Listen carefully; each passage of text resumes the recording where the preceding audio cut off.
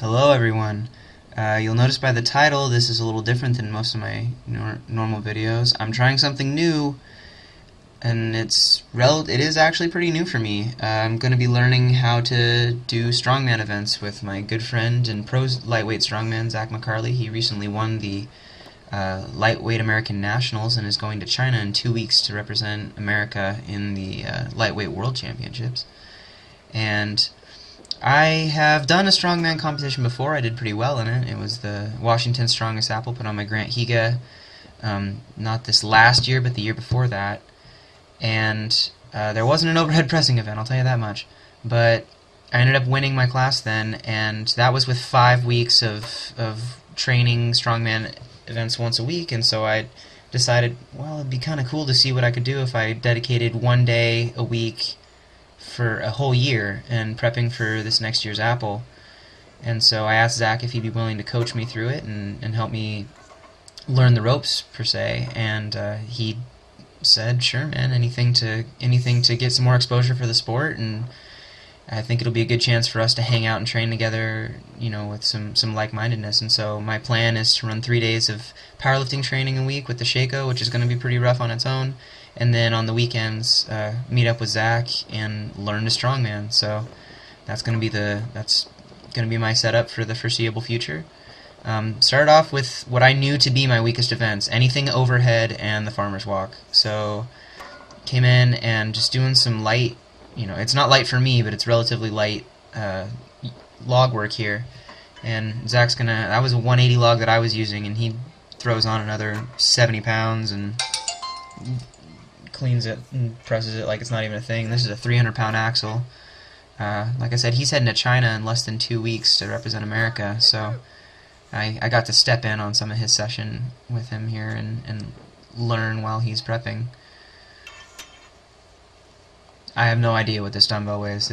I just know that it's heavy, and he's gonna pick it up over his head because that's what strong men do.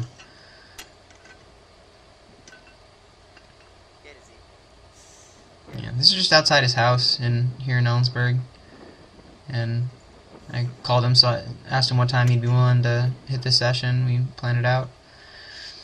These are his custom handles, and I don't know what they weigh, but I know that this isn't a very heavy farmer's walk. This is relatively light, and I'm just working on some form and making sure that I can, you know, that I can survive a walk with him. So you would think that with my ability to deadlift, that it'd make me particularly suited to this event, but there's a few little idiosyncrasies in the form of a farmer's walk and the form of of pulling up a deadlift that kind of contradict each other, and some positioning things that I'm not as secure with. So this is definitely a tougher event for me, and I'm getting used to it. But I don't know, it's a little over 200-foot walk with these, plus a curb step right there. So it wasn't too bad. It was a good experience to get in for this first day. I did a few runs with those, but I plan on making this a weekly thing, so it should be a lot of fun. Then we headed back to the gym, and Zach wanted to work some more overhead strength, and so we have him doing 315 for jerks right here. And I think he only got 3 on his first set, and so we decided he needed to do another one, and I needed to film it so he could get more reps, because you always do more when the camera's on. And lo and behold, he goes from 3 reps to 5 reps with literally the click of a button. He's just a strong man. Like, literally, and just that's what he does.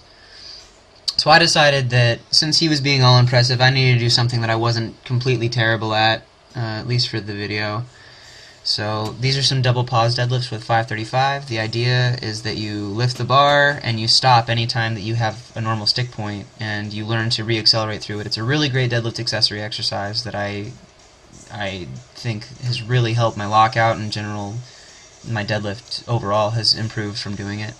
And then after we finished those exercises, I led Zach through a shoulder workout that is just all about blood volume work. And so we start out with these hang clean / semi-strict presses with 155 on the bar. That's actually 20 pounds more than I'm used to using for it, so I was pretty happy with the results.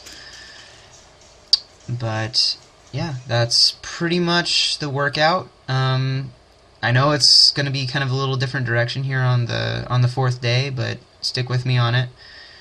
You guys should definitely check out Zacks Channel. I'm going to link it down below. He's got a lot of great content and some pretty informative videos on another side of strength sports that I don't really get a whole lot of exposure to, but will be in the next year.